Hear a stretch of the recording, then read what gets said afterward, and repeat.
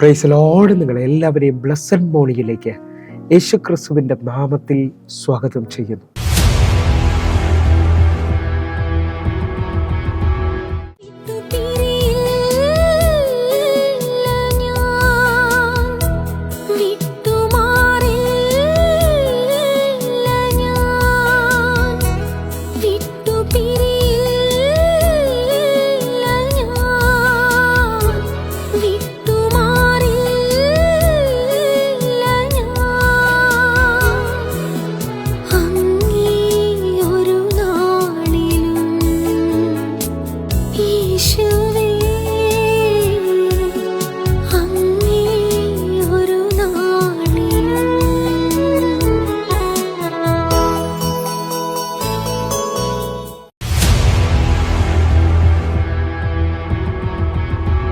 പ്രിയരെ, അനുഗ്രഹിക്കപ്പെട്ട ഒരു പ്രഭാതം കൊണ്ട് നമ്മുടെ ജീവിതത്തിൽ അനുവദിച്ചു തന്ന വലിയവനായ ദൈവത്തെ നമുക്ക് ഒരുമിച്ച് ചേർന്ന് നന്ദി പറയാം. എത്ര പേർ പറയും, ഞാൻ നിന്നതല്ല, എൻ്റെ ദൈവം എന്നെ നിർത്തിയതാണ്.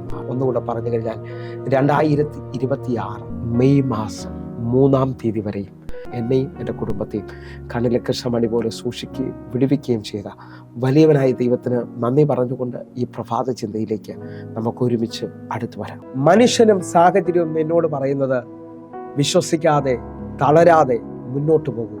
പ്രിയരെ, പ്രാരംഭവാക്യത്തിലേക്ക് അപ്പോസ്തല പ്രവൃത്തിയുടെ പുസ്തകം 28-ാം അധ്യായം അതിന്റെ 5-ാമത്തെ വാക്യം. അവനോ ആ ജന്തുവിനെ തീയിൽ കുടഞ്ഞു കളഞ്ഞു, ദോഷം ഒന്നും പറ്റിയില്ല.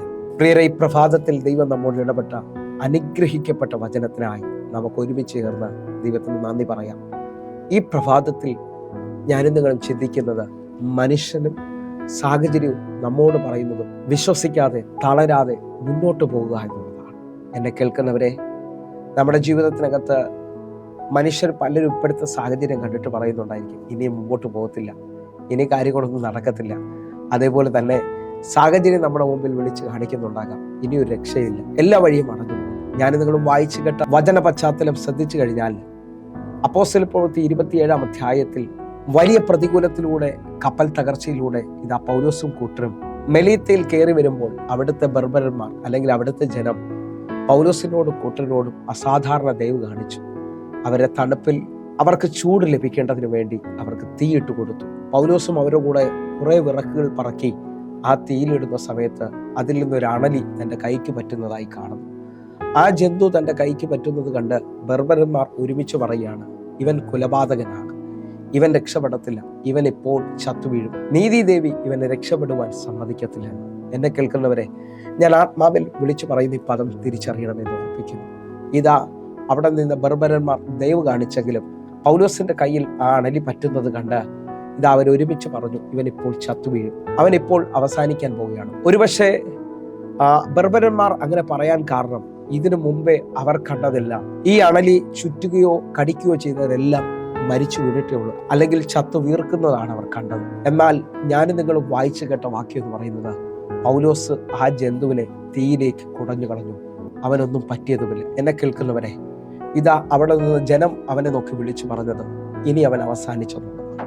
സാഹചര്യം, മെലീത്തയുടെ സാഹചര്യം വിളിച്ചു പറഞ്ഞത്, ആ ജന്തു കയ്യിൽ തൂങ്ങുന്നവർ അല്ലെങ്കിൽ ആ ജന്തു കടിക്കുന്നവരെല്ലാം മരിച്ചു പോകുന്നുള്ളതാണ്.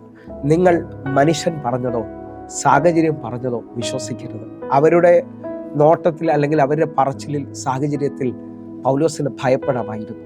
ഒരുപക്ഷെ ഭയന്ന് തന്നെ മരിച്ചു പോകുന്ന സാഹചര്യങ്ങൾ നമുക്ക് കാണാം. എന്നാൽ അവിടെ ഞാൻ ആത്മാവിൽ വിളിച്ചു പറയുന്നു, വിളിച്ച വിളിയും അകത്ത് പകർന്ന ആത്മാവിന്റെ ബലത്തിലും ഇതാ പൗലോസ് മുമ്പോട്ട് പോവുകയാണ്. എന്നെ കേൾക്കുന്നവരെ, നിങ്ങളുടെ വിളിയെ നിങ്ങൾക്ക് തിരിച്ചറിയാൻ പറ്റുമെങ്കിൽ പൗലോസിനോട് ദൈവം പറഞ്ഞിരിക്കുന്നത് 27-ാം അധ്യായം 24-ാമത്തെ വാക്യത്തിൽ പറയുകയാണ്, പൗലോസെ നീ ഭയപ്പെടരുത്, നീ കൈസറിന്റെ മുമ്പിൽ നിൽക്കേണ്ടതാണ്. പൗലോസിന് ഭയങ്കര ബോധ്യമാണ്, ദൈവം പറഞ്ഞതാണ് എൻ്റെ ജീവിതത്തിനകത്ത് നടക്കാൻ പോകുന്നത്. ഈ അണലി ചുറ്റിയതോ അല്ലെങ്കിൽ ഇവിടുത്തെ ബർബരന്മാർ പറയുന്നതോ അല്ല എൻ്റെ ജീവിതത്തിൽ നടക്കാൻ പോകുന്നത്. അവൻ ആ ജന്തുവിനെ തീയിൽ കുടഞ്ഞു കളഞ്ഞു. എന്നെ കേൾക്കുന്നവരെ, ദൈവം നിങ്ങളെ വിളിച്ചു എന്ന് നിങ്ങൾക്ക് ഉറപ്പുണ്ടെങ്കിൽ, ദൈവം നിങ്ങളുടെ കൂടെ ഉണ്ടെന്ന് നിങ്ങൾക്ക് ഉറപ്പുണ്ടെങ്കിൽ, നിങ്ങൾക്ക് സാഹചര്യങ്ങളെ ജയിക്കാം, മനുഷ്യന്റെ വാക്കുകളെ നിങ്ങൾക്ക് ജയിക്കാം. നിങ്ങൾ ഒതുങ്ങിപ്പോകരുത്. നിങ്ങൾ ജയിക്കാൻ വിളിക്കപ്പെട്ടവരാണ്. നിങ്ങളുടെ മേലിൽ പകർന്നിരിക്കുന്ന അഭിഷേകം ശക്തിയുടേതാണ്, സുബോധത്തിൻ്റെതാണ്, സ്നേഹത്തിൻ്റെതാണ്. നിങ്ങൾ വിശ്വസിക്കാൻ പറ്റുമെങ്കിൽ ഈ പകൽ അഭിഷേകത്തിൽ നിങ്ങൾ എഴുന്നേൽക്കുക. നിങ്ങൾ നോക്കിയ പുറപ്പാട് പുസ്തകം 14-ാം അധ്യായം അതിന്റെ 3-ാമത്തെ വാക്യത്തിൽ ഫറവോൻ ഇസ്രായേൽ മക്കളെ കുറിച്ച് പറയുന്നത് നിങ്ങൾ ശ്രദ്ധിച്ചാട്ടെ. എന്നാൽ അവർ ദേശത്തിൽ ഉഴലുന്നു, മരുഭൂമിയിൽ കുടുങ്ങിയിരിക്കുന്നു എന്ന് ഫറവോൻ ഇസ്രായേൽ മക്കളെ കുറിച്ച് പറയും. എന്നെ കേൾക്കുന്നവരെ, ഫറവോന്റെ നോട്ടത്തിൽ ഇസ്രായേൽ മക്കൾക്ക് ഇനി വഴിയില്ല, അവർ തീർന്നു, അവർ ഒതുങ്ങി, അവർ കുടുങ്ങിയിരിക്കുകയാണ്. എന്നാൽ വിളിച്ച ദൈവം വിശ്വസ്തനാണ്. ലോകം ഇന്നുവരെയും കാണാത്തൊരു വഴി നിന്റെ മുമ്പിൽ തുറന്നു വരാൻ പോകുകയാണ്. 35 ലക്ഷം ജനം മുഴുവൻ നിരാശപ്പെട്ടാലും, അവരെ പെറുപെറുത്താലും, സാഹചര്യം വഴിയടഞ്ഞു നിൽക്കുകയാണെങ്കിൽ, ഫറവോൻ പറയുന്നു ഇനി രക്ഷയില്ലെന്ന് പറഞ്ഞാലും, മോശ പറയുകയാണ്, അതിന് മോശ ഭയപ്പെടേണ്ട, ഉറച്ചു നിൽക്കുക. യഹോവ ഇന്ന് നിങ്ങൾക്ക് വേണ്ടി ചെയ്യാനിരിക്കുന്ന രക്ഷയെ നിങ്ങൾ കണ്ടുകൊള്ളുക. ഇന്ന് കണ്ട മിസ്രയീമിനെ ഇനി നീ ഒരു നാളും കാണത്തില്ല. നിങ്ങൾ വിശ്വസിക്കുന്നവരാണെങ്കിൽ നിങ്ങൾ ജയിക്കാൻ പോവുകയാണ്. നിങ്ങൾക്ക് വേണ്ടി ഒരു അത്ഭുത വഴി ദൈവം തുറക്കാൻ പോവുകയാണ്. നിങ്ങളുടെ കണ്ണുനീര്, നിങ്ങളുടെ വിഷമം മാറാൻ പോവുകയാണ്. എൻ്റെ ദൈവം നീതിയുടെ ദൈവമാണ്. എൻ്റെ ദൈവം കൈവിടാത്തവനാണ്. ഞാനത് അതേപോലെ വിശ്വസിക്കുകയാണ്. ഈ പകൽ ഒരു വിടുതലിനെ നിങ്ങൾ സ്വീകരിക്കുക. ഈ പകൽ നിങ്ങൾ ഒരു അത്ഭുതത്തെ സ്വീകരിക്കുക. എൻ്റെ കർത്താവ് അത് ചെയ്യാൻ പോകുന്നു. ഹല്ലേലൂയ. വായിച്ച ഭാഗത്തേക്ക് നമ്മൾ മടങ്ങി വരികയാണ്. നമുക്കൊരുമിച്ച് അപ്പോസ്തല പ്രവൃത്തിയിലേക്ക് മടങ്ങി വരാം. അപ്പോസ്തല പ്രവൃത്തിയുടെ പുസ്തകം 28-ാം അധ്യായം 6-ാമത്തെ വാക്യം. അവൻ വീർക്കുകയോ പെട്ടെന്ന് ചത്തുവീഴുകയോ ചെയ്യും എന്ന് വെച്ച് അവർ കാത്തു നിന്നു. വളരെ നേരം കഴിഞ്ഞിട്ടും അവന് ആപത്തൊന്നും ഭവിക്കുന്നില്ല എന്ന് കണ്ട് മനസ്സ് മാറി അവനൊരു ദേവൻ എന്ന് പറഞ്ഞു. എന്നെ കേൾക്കുന്നവരെ, നിങ്ങൾ വിശ്വസിച്ചുകൊണ്ട് മുൻപോട്ട് പോകാൻ പറ്റുമെങ്കിൽ, നിങ്ങൾ വിശ്വസിച്ചുകൊണ്ട് ഉറപ്പോടെ നിൽക്കാൻ പറ്റുമെങ്കിൽ, നിങ്ങളുടെ ജീവിതത്തിനകത്ത് പുതിയത് ചിലത് കർത്താവ് ചെയ്യും. ഹല്ലേലൂയ. നിങ്ങളെ നോക്കി പറഞ്ഞ നിങ്ങളുടെ ദേശക്കാർ, നിങ്ങളുടെ ഏറ്റവും അടുത്തവർ നിങ്ങളെ നോക്കി മാറ്റി പറയും. നിങ്ങൾ ദേവന്മാരാണെന്നും നിങ്ങൾ ദൈവത്തെ സേവിക്കുന്നവരാണെന്നും പറയും. നിങ്ങൾ വിശ്വസിക്കുന്നവരാണെങ്കിൽ എൻ്റെ കൂടെ ചേർന്ന് പറഞ്ഞ്, ചരിത്രം നിങ്ങളിലൂടെ മാറാൻ പോവുകയാണ്. നിങ്ങൾ ആ വീട്ടിൻ്റെ ഒരു അനുഗ്രഹമായി മാറാൻ പോവുകയാണ്. ഒരുപക്ഷെ ആ വീട്ടിലുള്ള എല്ലാവരും നിങ്ങളെ നോക്കി പല മേഖലയിൽ കുത്തുവാക്കുകൾ പറഞ്ഞിട്ടുണ്ടാകാം, അവസാനിച്ചെന്ന് പറഞ്ഞിട്ടുണ്ടാകും. പക്ഷേ ഈ മെസ്സേജിൽ നിങ്ങൾ വിശ്വസിക്കുകയും ഈ രാവിലെ തീരുമാനമെടുക്കുകയും ചെയ്യണം. എന്നോട് ദൈവം ഇടപെടുന്നു, എന്നോട് ദൈവം സംസാരിക്കുന്നു, ഞാൻ അനേകർക്കൊരു അനുഗ്രഹമാകും. അങ്ങനെ വിശ്വസിക്കുന്നവർക്ക് വേണ്ടി നമ്മൾ ഒരു വാക്ക് പ്രാർത്ഥിക്കാൻ പോവുകയാണ്. ഞങ്ങളെ സ്നേഹിക്കുന്ന ഞങ്ങളുടെ നല്ല കർത്താവേ, പൂർണ്ണ ഹൃദയത്തോടെ എന്നെ കാണുന്ന, എന്നെ കേൾക്കുന്നവർക്ക് വേണ്ടി ഞാൻ പ്രാർത്ഥിക്കുന്നു. ഇവർ അത്ഭുതങ്ങൾ കാണട്ടെ, ഇവർ അതിശയങ്ങൾ കാണട്ടെ, ദൈവപ്രവൃത്തി കാണട്ടെ. കർത്താവേ, ഞങ്ങൾ ഒരുമിച്ച് വിശ്വസിക്കുന്നു. മനുഷ്യൻ പറഞ്ഞതോ സാഹചര്യം പറഞ്ഞതല്ല, ദൈവത്തിൻ്റെ ശക്തിയാൽ ഞങ്ങൾ പുതിയത് ചിലത് കാണാൻ പോകുന്നു. അത്ഭുതം വെളിപ്പെടട്ടെ.